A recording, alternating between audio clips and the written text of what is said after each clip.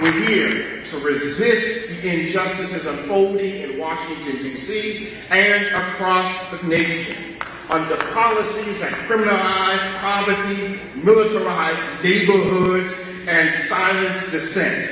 We rebuild not with fear, but with fierce passion and hope.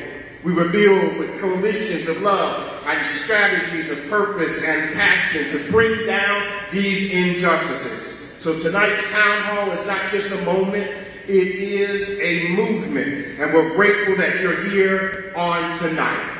So hear this cry. When injustices rises, what do? We refuse.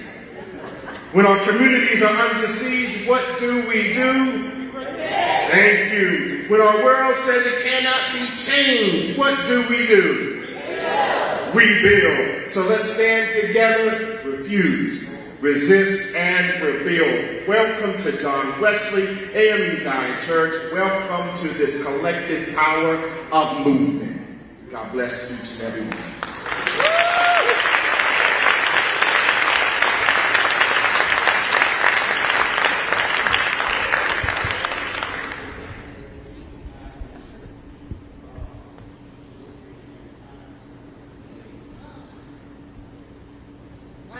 Y'all, let's give it up for Pastor Zacharias again.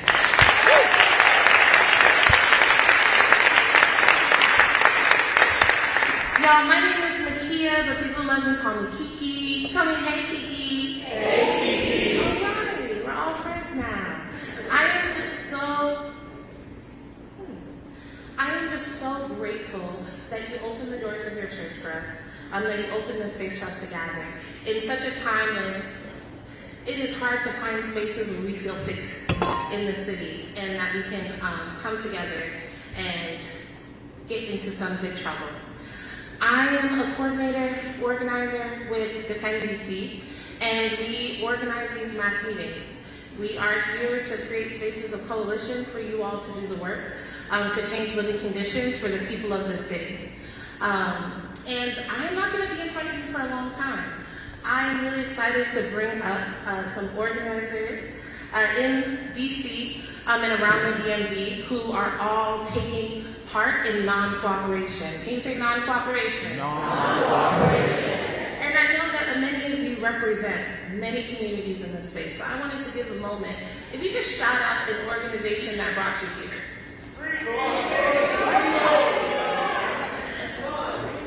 Let's keep Dream Defenders, keep going. Any other groups that brought you here? Art Watch. Indivisible. Okay. I just want to welcome you all into the space. This event is really because of the work that you all are doing. So we are going to have a panel. And when I call your name, I want to invite you to come up to the stage. And we're going to have a quick discussion. And then you may have received cards. Can you raise your cards in the air? Wave them like this, okay. Anybody got cards? Okay, I see one. I see two. Do I have any more? Does anyone else have a card? Okay. On these cards, I'd like for you to write any questions that you have for the panel.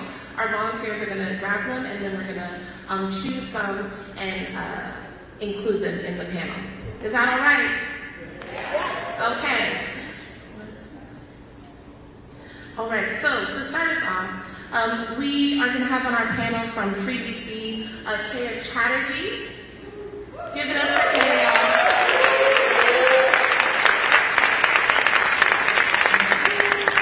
From our DC for Palestine, we have Andrew Kati.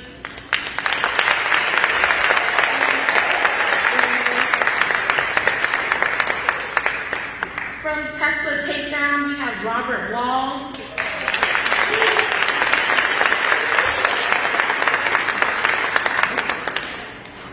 From Doctors for Camp Closure, we have Kate Sugarman.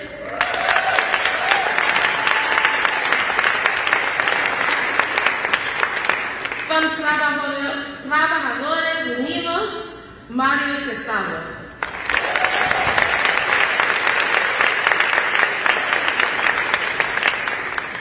And I had bought as much time as I could.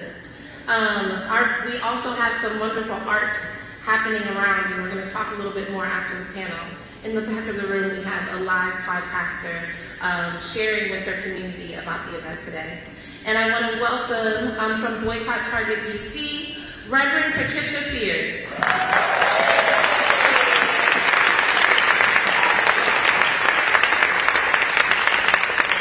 And she says she will not be rushed, so she will come at her own time. Okay, ma'am. Okay. All right, so we're going to get started. And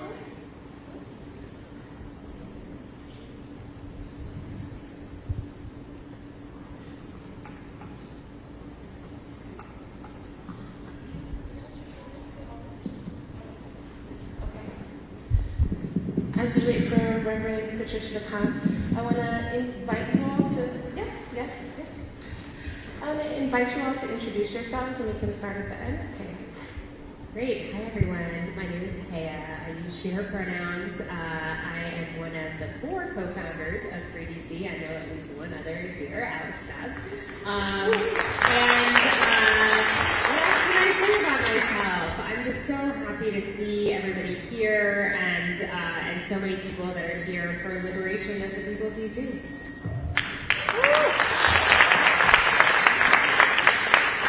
Hey all, I'm Andrew Caldi, he, him, here representing DC for Palestine. I am actually originally from Brooklyn, but I've been in DC for a little over a decade, and happy to be here to talk to you all about these intersections. Great to see so many beautiful faces out there. My name's Rob Wald. I am with Third Act Maryland, and I am one of the organizers of the Tesla takedown rallies in Rockville, Maryland.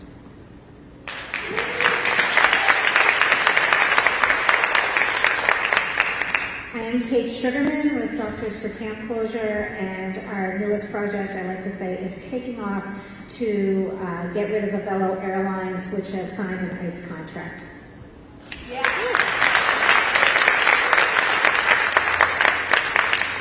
Good afternoon, everyone. My name is Mario Cristaldo, and I'm with Trabajadores Unidos, also known as Workers United of Washington, D.C. We are a community-based organization in the district, providing services and working with and fighting with day laborers, low-wage workers, and other members of our community here in D.C. I'm happy to be here. Thank you.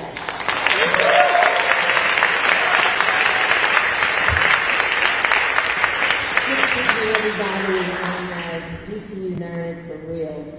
My name is Reverend Patricia Fears, and I am trying to figure out which tag that I put on.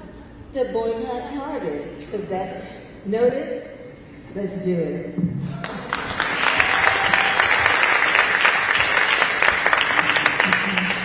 And I realized I didn't introduce myself, other than that you all love me.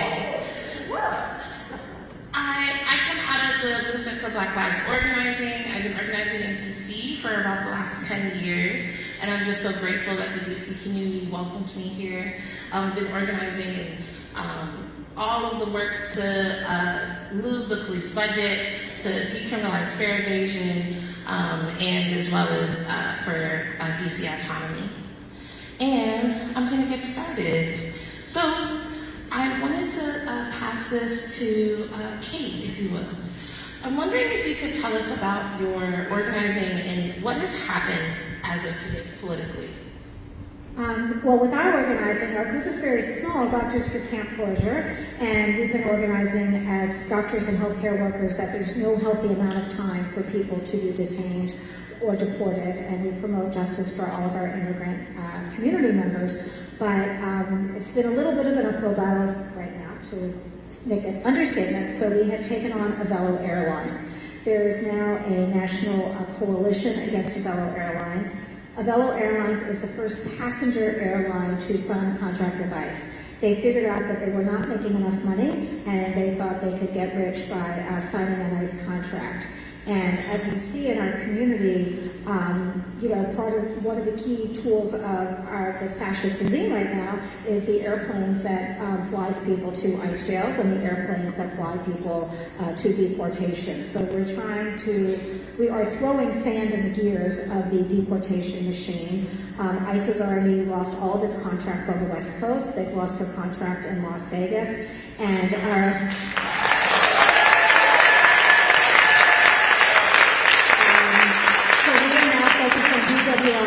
I can tell you that people are hungry to take action. We've had our third protest now, and our numbers keep growing and growing. We've got great news coverage, and we are working to bring down fascism. And I'll hand out petitions for you to sign.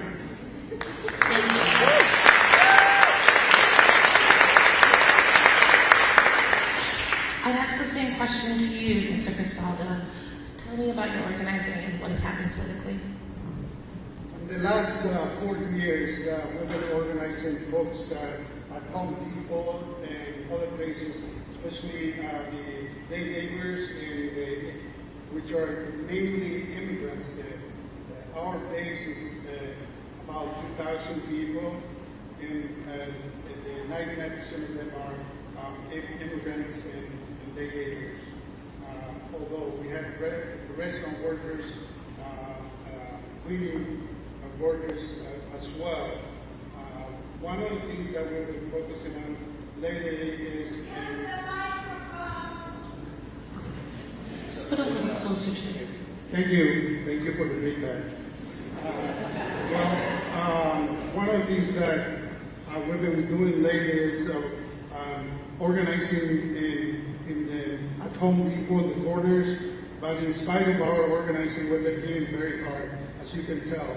I don't know, the executive order came to go after criminals, but all of a sudden, the immigrant community is the one that has been hit the hardest. So, as of today, we have, luckily, one of the things that we organized since January 20th is how to resist, and one of them is avoid being taken or being too busy with. But in spite of that, we have 30 members of our community that have been detained. Some of them have already been deported, but we're actively working with families and other members to navigate the system as we reach out for other organizations to work in solidarity in different levels, legally, financially, and other means. So that's the main focus of what we've been doing lately. Thank you.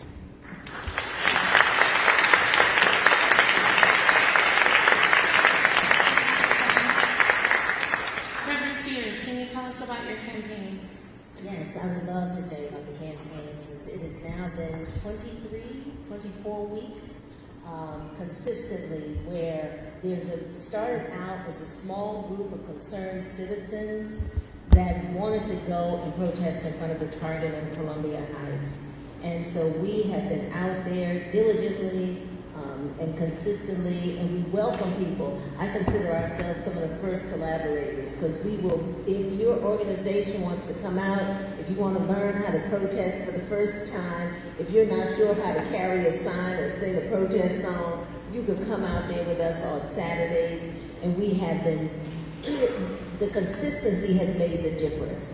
We have not given up and we have not given out. We are there, rain or shine, and we are there even in the blazing heat. And we have wonderful conversations with the neighbors just to let them know that this is really about shutting down the government, telling corporations that they have more power than we do, because they don't. And we are not going to give them our power.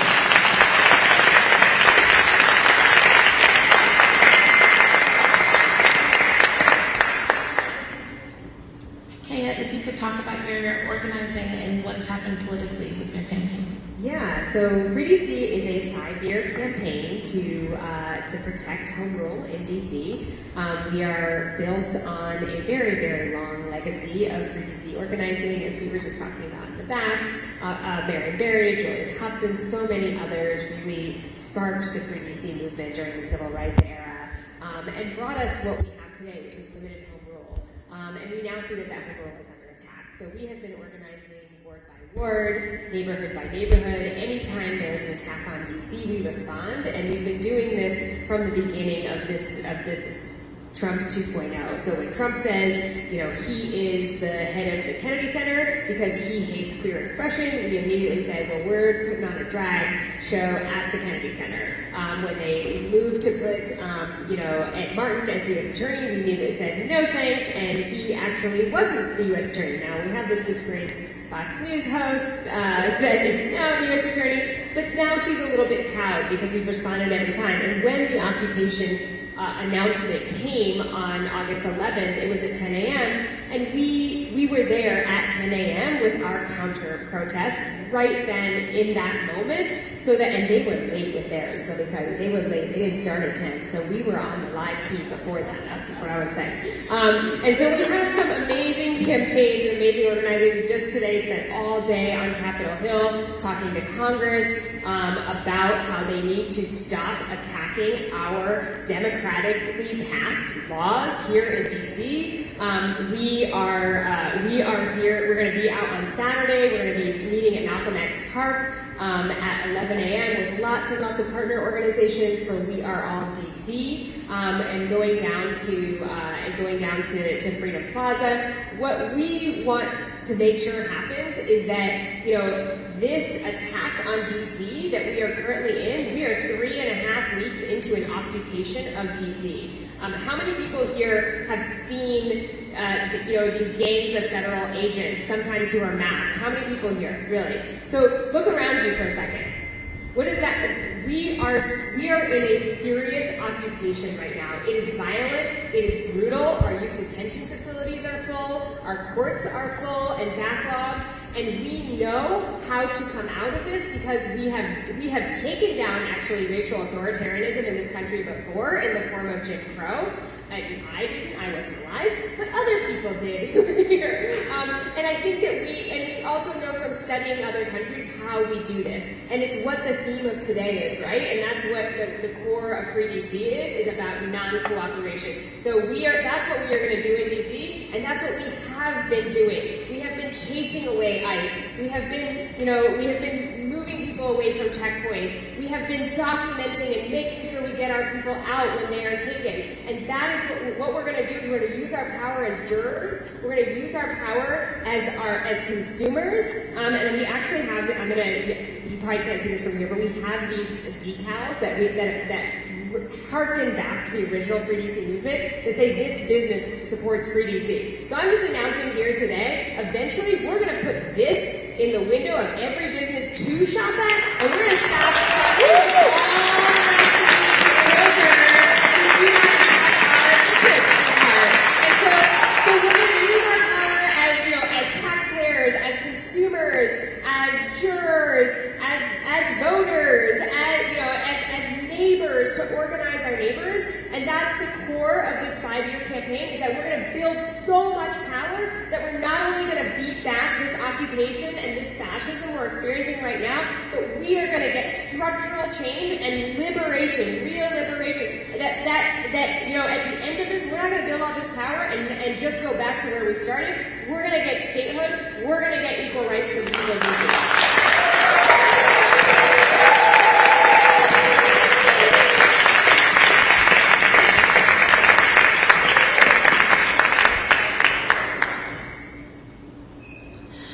Thank you so much for that. I wanted to pass it to Robert Wall. If you could talk about the campaign for Tesla takedown and what's happened politically so far.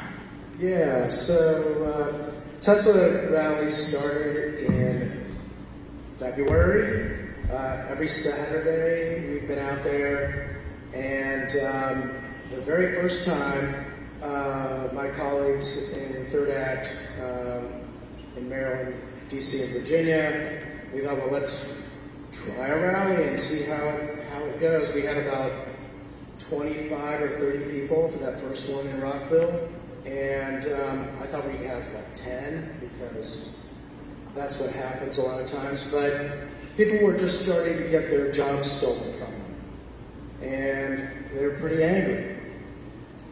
And so we did a rally for an hour and then broke, and then a number of us went and did another Tesla rally in Arlington. And we thought we would just do one rally.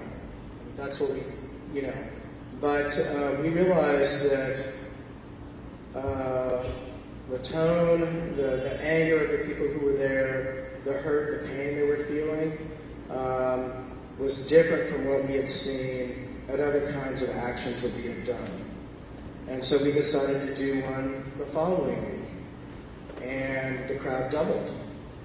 So we tried to do one the week after that. It doubled again. The crowds kept doubling and doubling.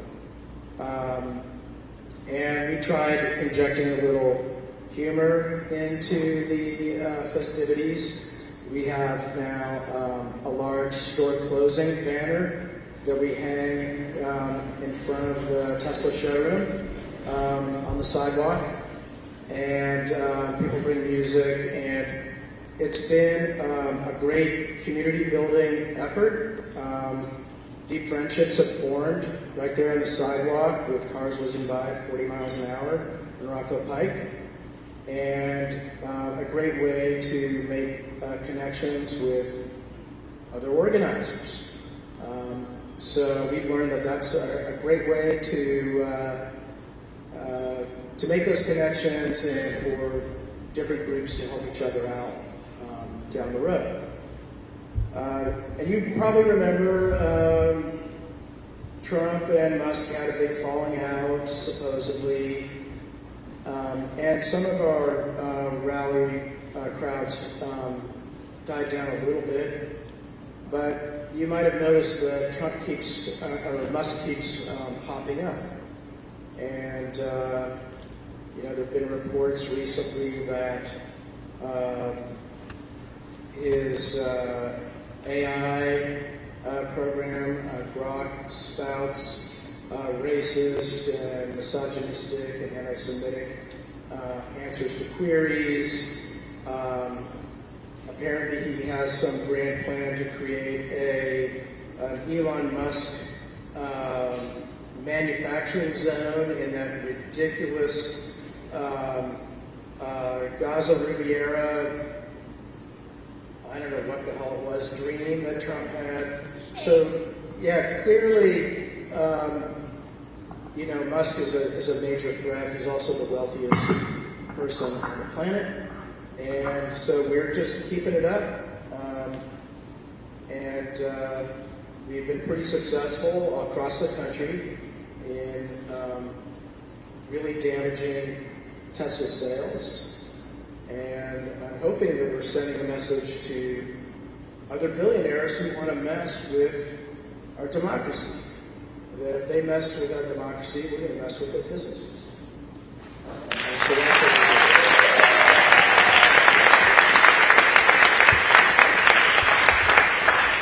And Andrew, can you tell us about DC for Palestine and what tactics and what has happened with your campaign politically recently? Sure, yeah. So DC for Palestine originally started as DC for a Ceasefire Now coalition. We were a group of folks who learned that the Israeli government had, right after October 7th, 2023, shortly after it had gone and had an internal briefing with our city council, and basically were pretty angry about it, saw that the Wilson building had been lit up in the colors of the Israeli flag, which, I think for some folks they were like, well, this is to memorialize the people who were killed on October 7th, which I could accept if the people who were killed before October 7th were memorialized as well. But ultimately, we saw those colors representing an apartheid state up on the Wilson building. We saw that the briefing happened. We formed and we started to put pressure through a letter campaign, building constituent signatories, asking for our own internal briefing to talk about the experiences of Palestinians, particularly Palestinians in the district whose families were being massacred in Gaza already, right? Within a week of October 7th, I think like 500 to 1,000 people had been killed already. hundreds of them children, and then we demanded we have an internal briefing ourselves. We demanded that the colors of the Israeli flag be taken off of our government building. Especially, I mean, that dragged on. By the time we put those demands out, it had been up there for at least a month. And then we demanded that the council pass a resolution calling for a ceasefire, right? And what we did is we arranged at that point, we had a lot of signatories on this letter. We basically started to identify folks based on ward, reach out to them, and arrange meetings with their council members. So we had folks in every ward, and we arranged for them to meet with their council members, express their dismay about what was going on. We started to also arrange an internal briefing, which we did successfully have. And in that briefing, council members, I think almost every council member sent somebody or attended themselves. I think the chairman, for example, attended himself. And they basically heard about the experiences of Palestinians who were talking about, 150 or 100 members of their families having been killed in Gaza. People talked about their entire father's childhood neighborhood being demolished and disappeared.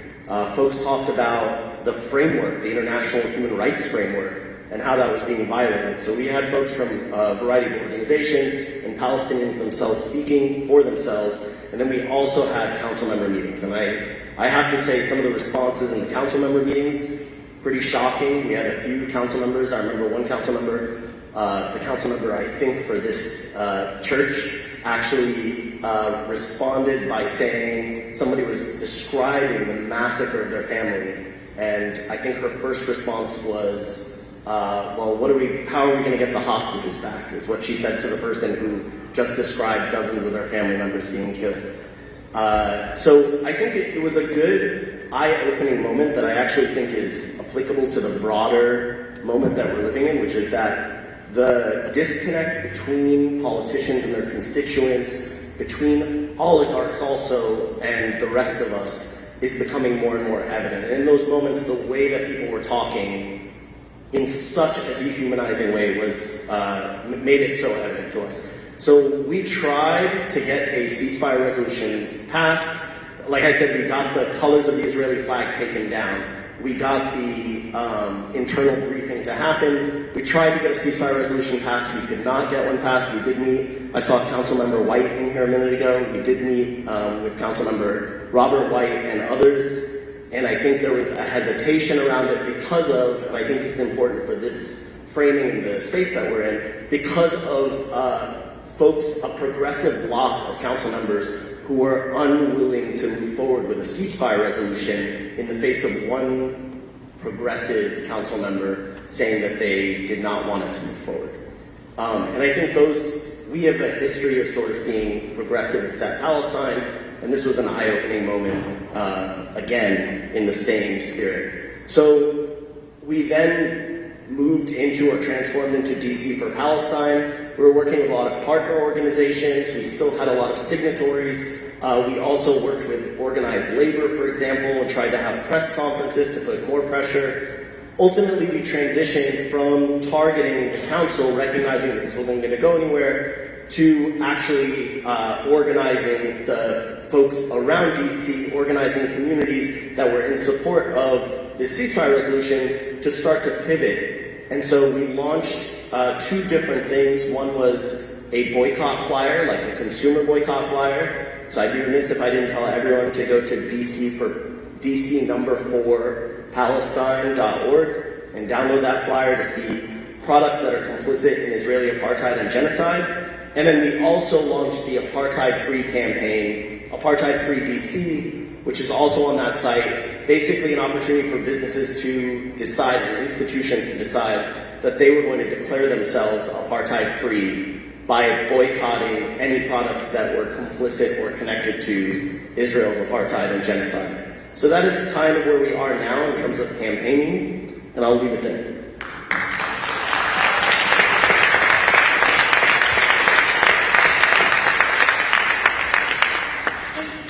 I'm curious if any two or three of you would like to share. What tactics what decisions have you been making that you feel like has been working? What has been feeling good? What has been giving you hope? What have you done recently that you feel like the community has really responded well to? And anyone can take the question. I am shocked that so many people want to go to remote locations around BWI Airport to take down this really bad airline. Just 2 days, just past Sunday, we had our most recent protest, and the word got out, and there was a mobilized link, and people are hungry to do things, and people kept coming, and we're really getting Governor Moore's ear now, because Governor Moore could kick Avello Airlines out of BWI Airport, and he responded to us. Not in a good way, but he heard us. Yes, we need each step to get to liberation. Absolutely. Thank you.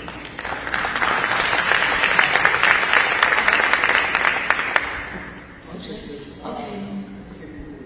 In the case of the day laborers, the immigrant community, the wage workers, one of the things that we've been doing is organizing Know Your Rights sessions all over the city, and also in our center. And it's amazing the response of the community in offering space and providing cars, Know Your Rights cards to everyone. So I don't know if you have heard that they were complaining at ICE level, the level of understanding of the people's rights, and it's making it difficult for the feds to go after the immigrant community. So that's one of the things that we've been doing, educating ourselves, educating our community to see if we can minimize the impact in our communities.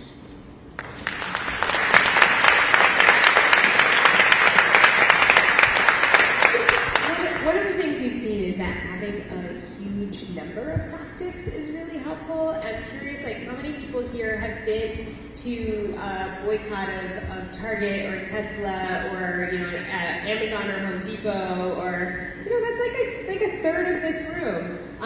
So we have folks who've been tabling, folks who've been wheat pasting, folks who go lobby in Congress, folks who like to, the idea here is that there's actually a role for every single person in this room, and we need all of you. And so I feel like it's the diversity of tactics that's been working really well for us, that everybody has a place to plug in. Yeah. That reminds me, and I won't be on my little story for too long, but y'all know I love history as well. And I think about the Children's Crusade in Birmingham, and for the fight for segregation. In between, I think about a 7-day period, right? You have Martin Luther King, you have Fred Shuttlesworth, and they have so many different actions happening, right? You had people boycotting racist establishments downtown around Easter. You have people doing mass marches to the city hall to register to vote. You have folks doing sit-ins in libraries, kneel-ins in churches. You have all of these different types of actions happening, and a place for everyone to plug in, because they understood how the system was impacting the commerce, was impacting our voting rights, was impacting segregation and our rights and dignity as a people. And so I totally hear that when you're talking about a diversity of tactics. It's what's actually working. Did you want to say something, Reverend Fears? I did, and I was trying to be so polite. I'm going to be rude in a little bit. Yes, I want to say something. Because one of the things that I think is so important as it relates to the Target boycott in particular is that nationally it was launched. And it was launched as a Target fast. And it took place within houses of worship. People understood that notion.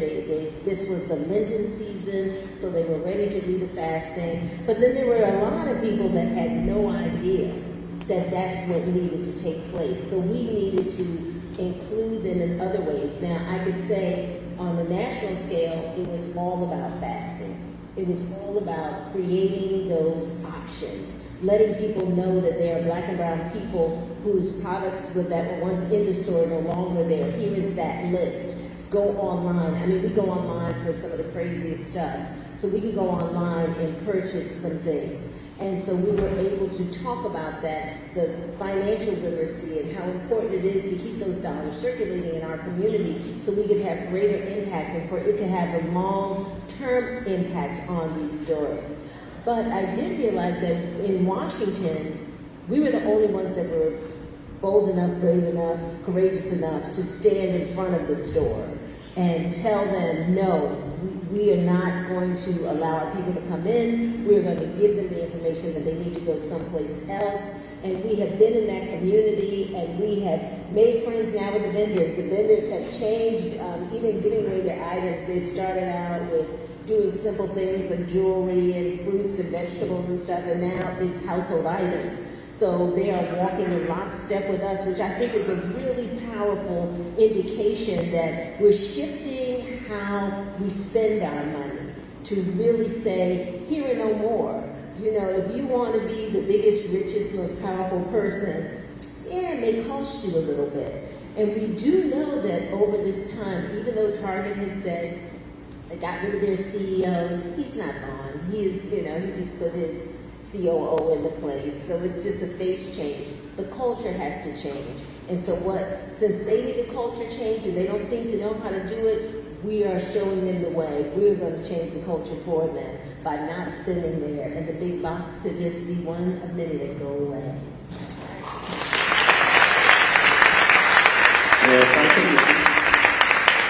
Kiki, if I can just add, well, first, folks should know the Target picket line, as it were, is every Saturday morning, 11 a.m. So if you haven't gone, you should go to Columbia Heights Target at 11 a.m. on a Saturday and join Rev Fears, Dante, and others who are up there.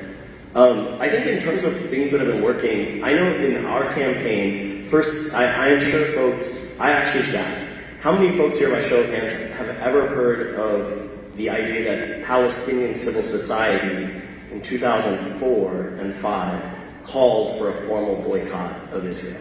By show of hands. And there's no shame if you haven't.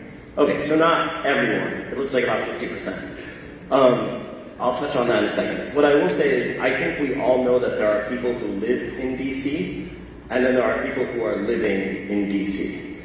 And that was an interesting and eye-opening moment in terms of organizing, where we were reaching out to folks and people didn't know what ward they were in. They did not know which ANC, like who their ANC was. And as we did the work around this ceasefire resolution, we were also politicizing these folks and bringing them into the fold of DC politics to better understand both where they live and also how people are being impacted. And I think that that was an important eye-opening moment in terms of doing the organizing.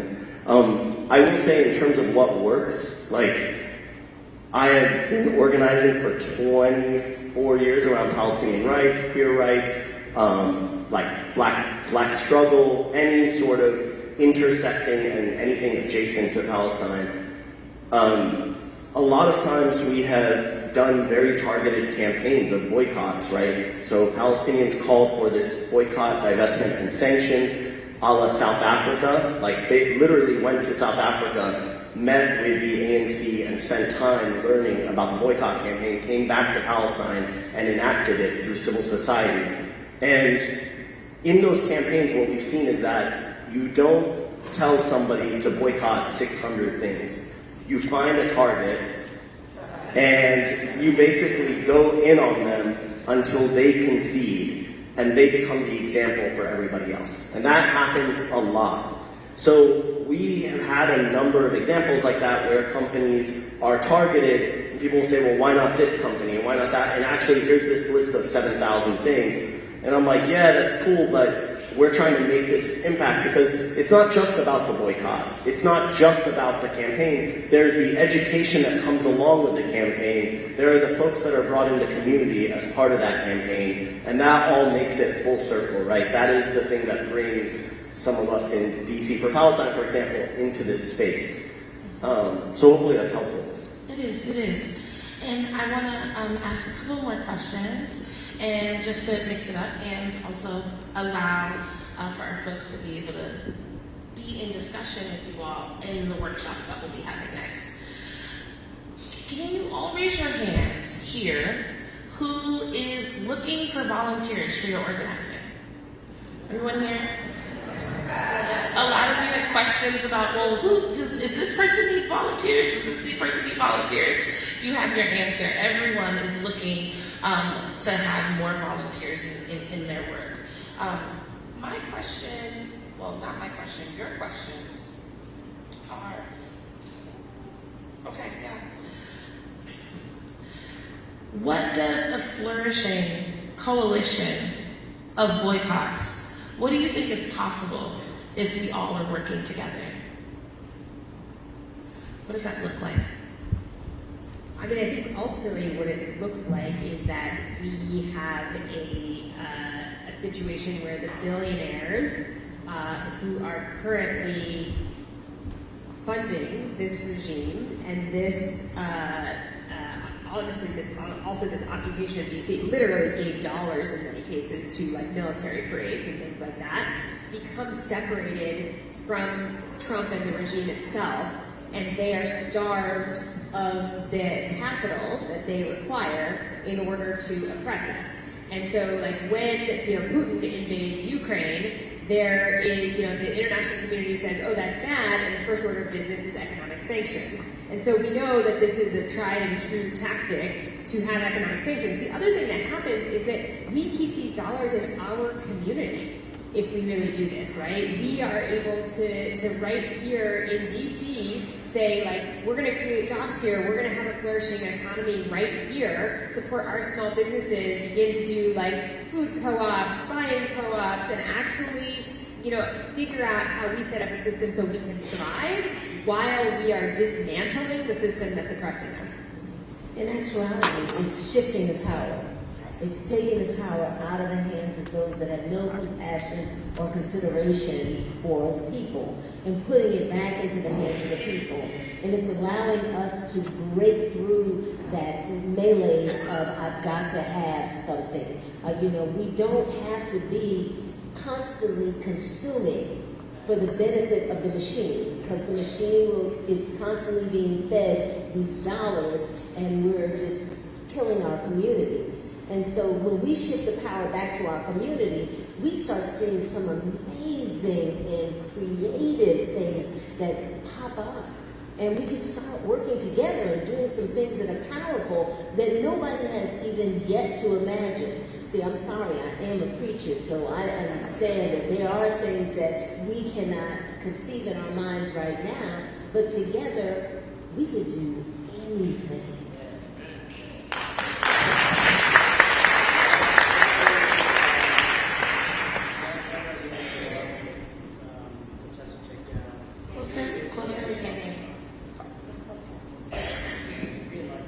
Okay, can someone share? We have so many. Is this working? Okay, it's working. Yeah, so I mean, activists have been talking for a long time about how we need a new economic system in this country, really all over the world, and I think that boycotts are one way to help bring that about. And the other thing, with these boycott efforts is, we're constantly learning new tactics and sharing information with each other about what works and what doesn't. Can you give me an example? Yeah, sure. I mean, I've looked at a little bit of what's going on at the Target rallies, or the lineup out in front of the stores and stuff like that, and you can borrow some ideas from those kinds of actions, and even with things like banner making, different kinds of artistic things that you can do. There's a lot like that going on. In Rockville for the Tesla, we partnered with an indivisible group and kind of turned that into a big No Kings rally where people lined up on Rockville Pike for, 5 miles. So, there's a lot of these things kind of run together. Thank you. And I think the next No Kings is October 18th. That's right. All right, just remind me. I'm going to go down the line. I'm curious, and I'll start with you, Mr. Solomon. I want to name. The question asks, if I hold myself accountable to doing one thing a day or one a week to resist DC occupation, what should it be? And before you answer, I just want to let you know there's not going to be one way that we get free, right? And I know that it would be great if we all had a cookie cutter answer. But to name that, I'm going to invite them to do one, but there's going to be much more is required of us, just to name. If I were to give one example of the things that we can do to be able to be effective all together in thinking about the occupation that we have is letting the mayor know that we're in total disagreement with this. I don't know how much further people are being under attack, and that's not right. We've been working together for such a long time and now the mayor is coming and taking this way. I don't think it's right.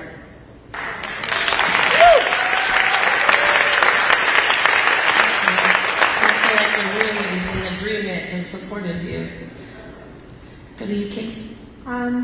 Yeah, to all of us, be outside, look out for our neighbors, speak out for our neighbors, and do what we can to, protect our neighbors from these goons, these fascist goons that are coming into our neighborhoods, and they need to leave, and we need to stand up and stand out and look out for all of our neighbors.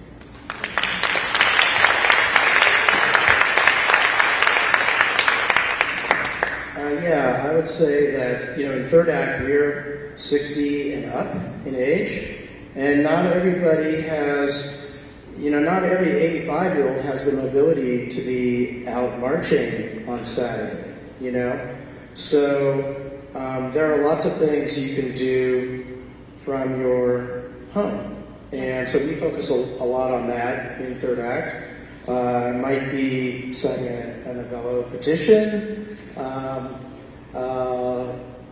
postcard writing and letter writing and calling your legislator wherever you live. All those things add up to something big. And, I would agree, it's not one thing. It's not one tactic. We need to be doing everything. Yes. Yeah, I will say first, to draw a parallel to another occupied territory, in the first Intifada, people created these alternative spaces. They created alternatives to the crackdown that was happening on education. They created alternatives to the commerce that was being cracked down on. They created systems that were people-sustained and self-sustained. And I think that is a model for what we think about, and I also want to acknowledge that has happened historically in DC, right? In terms of one thing, something I often tell folks is, we spend so much time resharing something somebody else has crafted, and that's important, right? You gotta amplify messages, but we are all also in unique spaces, and if we absorb the information, we take a minute, we bring ourselves down and we absorb that information and we reshare it for an audience that we are connected to, right? I know I'm in parent spaces, for example, I'm sure a lot of y'all are. It is really helpful. It can resonate in ways that other folks don't have access to, right? I am in a Palestine organizing space. There are a lot of folks who, like I said, do not know a lot about the way DC is governed, and we have been able to share so much information with them that has helped bring them into these spaces.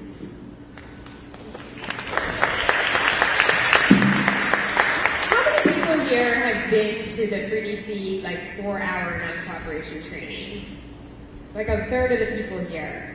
And if you compare that to the number of people who raised your hands when you said you've seen masked federal agents in your neighborhood kidnapping your neighbors, that gap we need to close, right? We need to get skilled up right now. And then every day, whatever you're faced with, we need everybody to be upskilled and have the skills to face that moment because this is our reality, right? And we got to protect each other, and we got to take care of each other. And so I would say, like, you know, what we tell people 5 things in our training, like don't obey in advance, prioritize joy, take up space, show solidarity, organize, and those are really important. But those are things you learn how to do through training also. And so I would say the number one thing I would say is come through our non-cooperation training so that we all have the skills we need for this moment.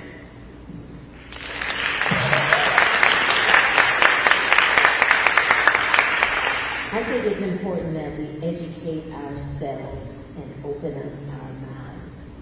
I think sometimes we get too comfortable. So my request is on a daily basis, try to find a way to get comfortable with being uncomfortable. Go ahead and say the harsh word. Dare somebody to shut you down. Just see if you have that courage to dare somebody to shut you down. And that's going to take practice. So tomorrow, just go ahead and say, just like we heard, the mayor sold us out. Okay?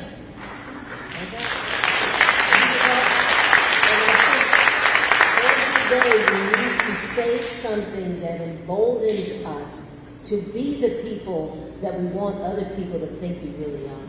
Because we've been kind of a little delusional sometimes. We're not as nice as we could always be to each other.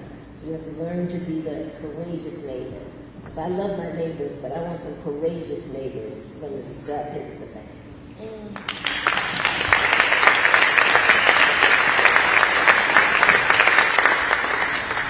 What would you say to folks who are in deep support of Bowser in this moment? What would we say to folks that are not really on our side right now? What would you say to them in this moment? Okay, I got a whole text for that. Okay, in Jonah, you all know the big fish story. Every now and then, somebody needs to go and tell that person in the bottom of the ship, because the storm is taking place and they're throwing things overboard, wake up. It is not about a friend contest. That's what we're dealing with at the White House. People want to be friends with a politician. We want you to do what we sent you there to do. Because when you go to your job and you don't do your job, there is a period when you're written up and you got this, thing. So we just want to say, I hear you, I love you, you can love her to life. Because I have a lot of neighbors that really, oh, she's just so sweet, she's in a difficult situation. Boo, and what about us? She has security guards taking care of her. We worried about them picking us up. So, no, get some courage.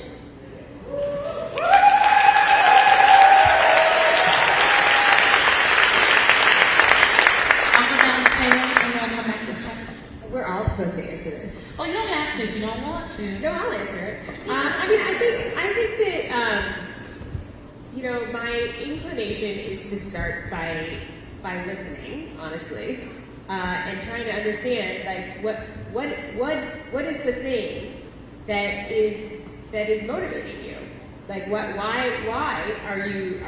why do you think this is good?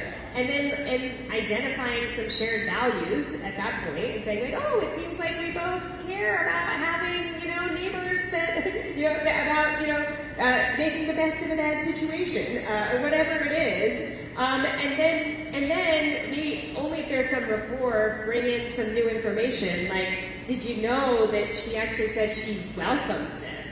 And let's think about, like, what are we welcoming, and bring some, you know, and I think that a lot of people actually don't understand what's going on, don't understand that our juvenile detention facilities are full, don't understand that there are armed guards with semi-automatic weapons telling children at Union Station that they can't get off the train and go to school. Like, that happened today. And I think a lot of people don't know. And I think that, you know, I assume that, you know, like, I really believe that in DC we have some shared values, and that if we have these conversations one by one, and we listen and we identify shared values, and then we share what we have seen. We just saw everyone in this room has seen what's happening. And not everyone in DC has. And so we have to share what we've seen and then say, like, you know, there are alternatives. There are a lot of great people who could be mayor, and there's a primary in June. I'm just saying, June's coming.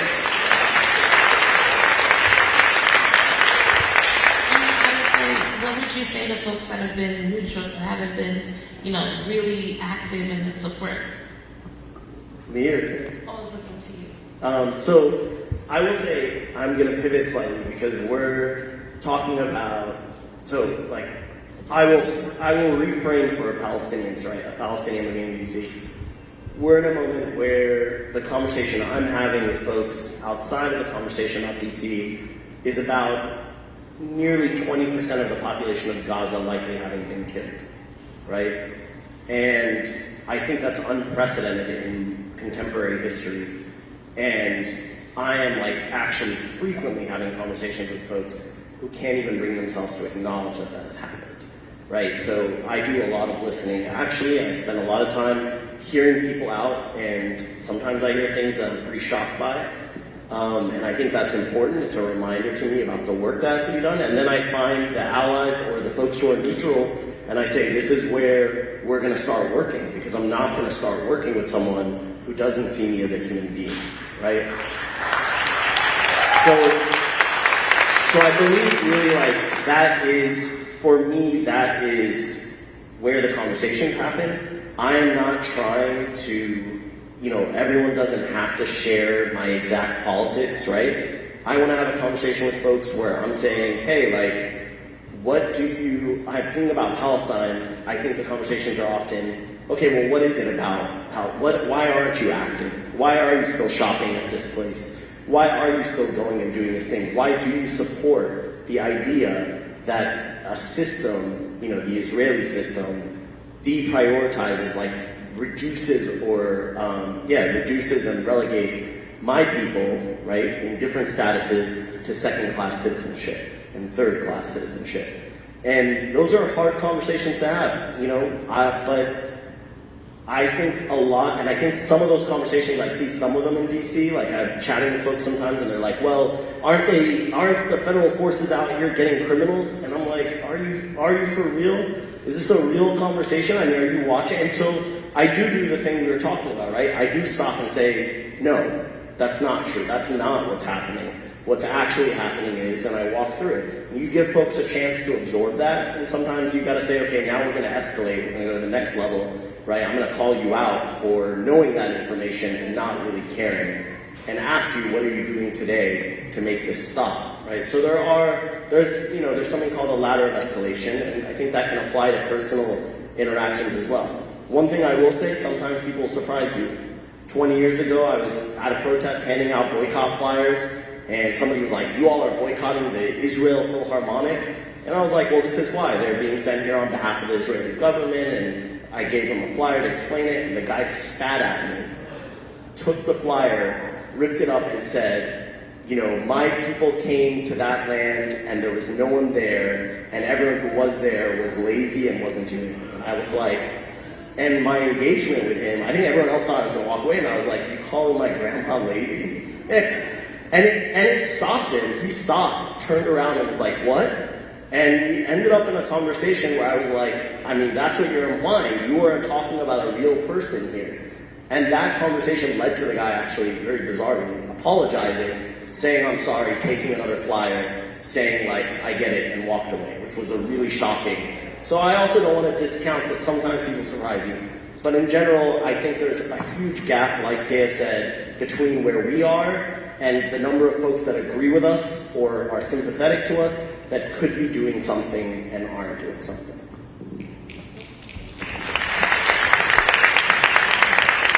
Yeah, I'm pretty firmly in the doing a lot of listening camp to try to understand the person I'm talking to.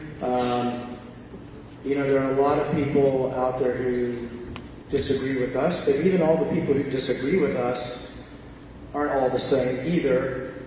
They have different reasons, and I do try to connect with people on shared values. I think that most of us, I hesitate nowadays to say all of us, have the same basic needs. We want clean air, education for our kids, a solid roof over our heads, clothing, all the basic needs that we have. And we want to be free to live the life we want to live without being bothered. And so if I can talk about that, and I'm not a DC resident, but if I bumped into someone who was really gung-ho about the mayor, I could talk about those shared values, those basic needs that we all have, and explain how what's going on in DC interferes with all of that. Thank you.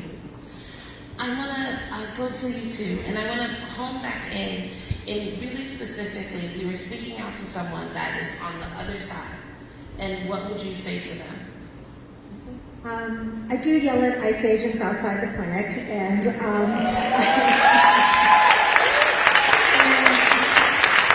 not good at listening, but it's pretty simple to me, and I tell them, my patients don't feel safe going to the pharmacy to get their insulin. My patients don't feel safe leaving their house to go to clinic.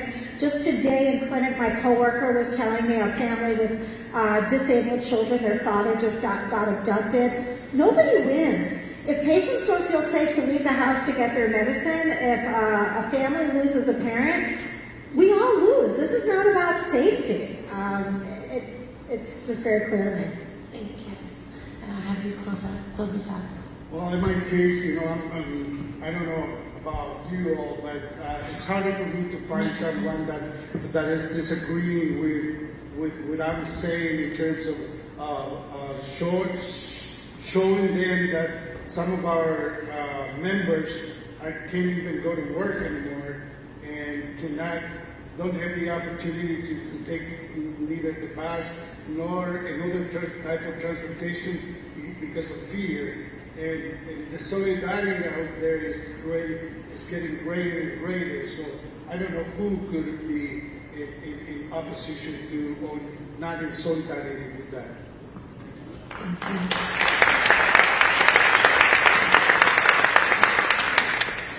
Well, I want to appreciate all of you for all the amazing work that you're doing, and appreciate you for taking your time to speak with us tonight. I know that this is not the end. We are all gonna go into session with each other to talk more. There were some questions about, well, what's the strategy and how are we gonna escalate? And I'm not gonna say it on the mic. And we're gonna get into some space together to talk about strategy. I'd love to invite you all in this moment to turn to your neighbor, and I'm curious, what do you feel inspired to do next? What do you feel inspired to do next? And then I'll bring you back.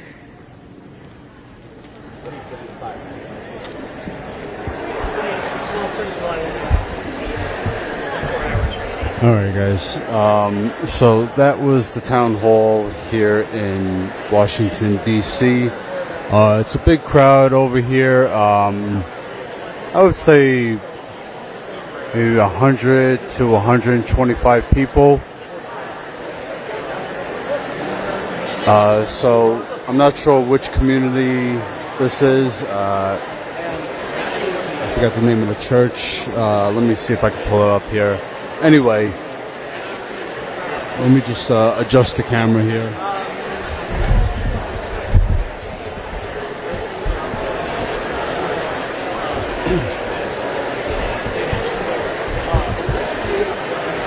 Alright, so that's it for tonight. Thank you for tuning in. I'm going to be live on Saturday at the march, the protest that they're having at Malcolm X Park. I will be live from that protest. Let me find the time.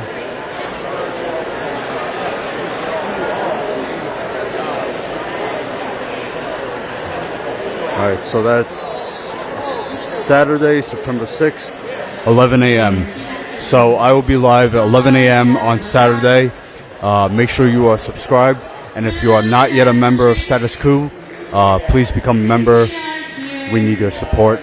to stay on the ground, showing you the reality of the federal takeover and the military takeover, the occupation of Washington, D.C., that is soon to be Chicago and any other city near you. All right, guys. Let's see what they have to say. Hold on. I want everyone to give it up for our panelists.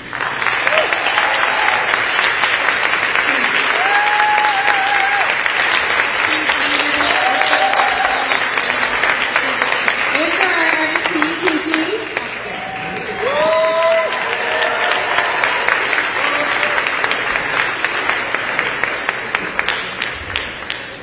Thank you. Thank you for. All right, everyone. Again, become a member, statuscoup.com/join. Sign up for just $5 a month. All right, have a good night. You all can see them in their different